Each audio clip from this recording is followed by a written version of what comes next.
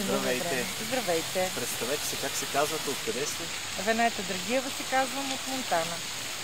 Знаете ли какво е приемна грижа? Да, знам. Бихте ли ми казали повече?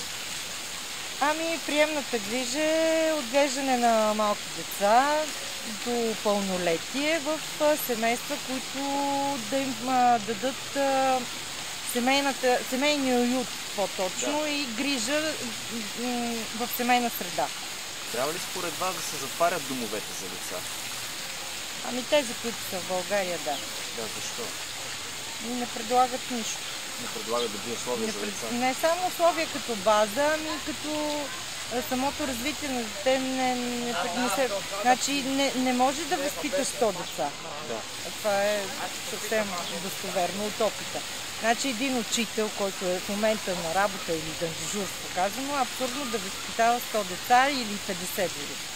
Ние имаме къщи по едно и е трудно, какво остава. За повече. Да не говорим, че тогава целта е само едно оцеляване, в смисъл физическо. Да е нахранено, облечено, наспало се и помогнато му да си напише домашното.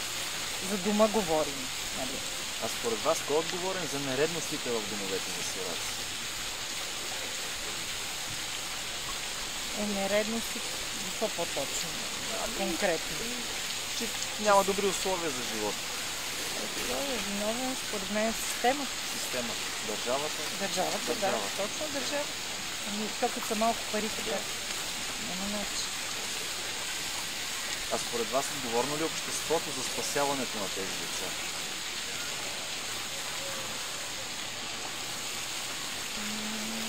Мисля, че не. Изобщо. Хората не ги интересуват. Интересува ги може би от материалната част по въпроса за децата, но не и толкова като цялостно. Мисля, че не.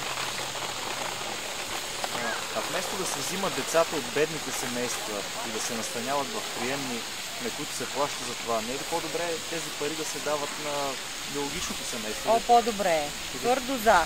Да. Твърдо за. Сега, гена е ген, биологията е биология. Не можеш да откъснеш едно дете на сила от кръвта. Да, но за съжаление не винаги се получава.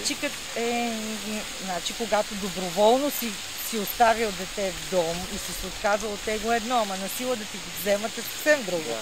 И като ще дават пари, защото не са малко парите, не знам дали може да се споменава. Колко пари им дават на месец? 700 лева. На дете?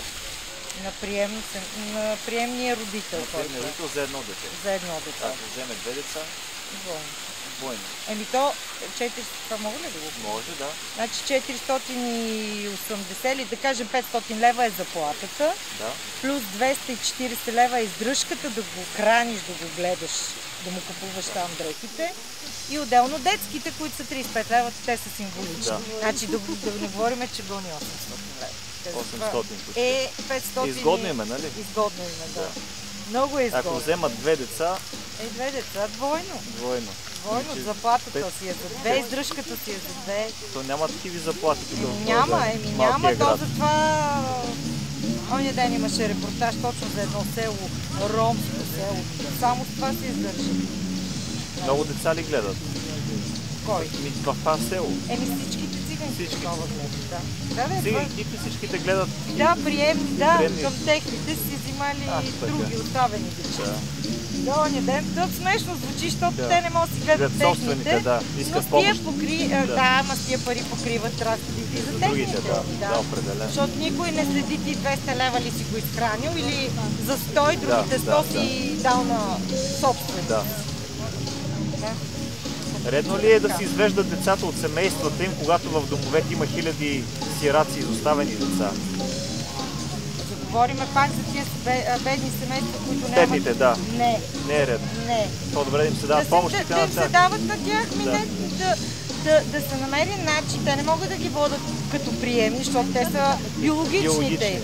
Но да се намери начин, тия същите средства, по някакъв начин да се дават на тия хора. И вместо кой си чуж човек да се води на работа и да ти гледа детето, а ти да си бедни и да си отнели, да ти да те водят теб на работа.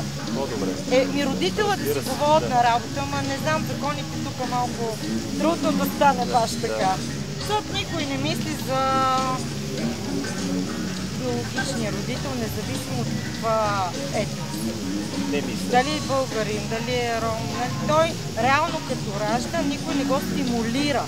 А после едва ли не ти го отнемат, за да стимулират трети човек да ти го гледа. Което за мен не знам по света. Не е логично. Не е логично. Благодаря ви. Моля, и аз благодаря.